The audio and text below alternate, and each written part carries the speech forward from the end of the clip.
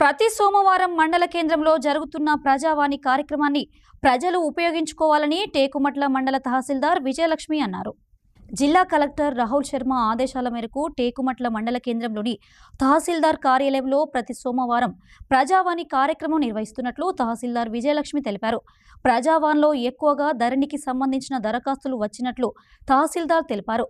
ఈ కార్యక్రమంలో MPDO Anitha, MPO Suresh, revenue అధికారులు, ప్రజలు పాల్గొన్నారు. భూపాలపల్లి జిల్లాలోని టేకుమట్ల మండలంలో కలెక్టర్ ఆదేశాలను అనుసరించి ఫస్ట్ నుండి ప్రజావాణి జరుగుతున్నది.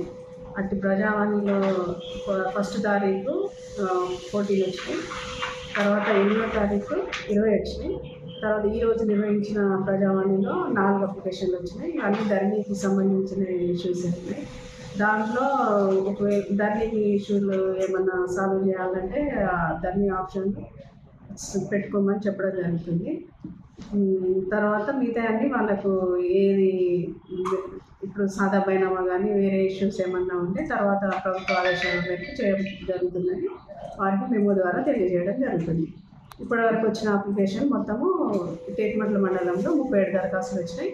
37 దరఖాస్తులను కూడా మీరు పరిశీలించి వాళ్ళకు సమాచారం తెలియజేస్తారు.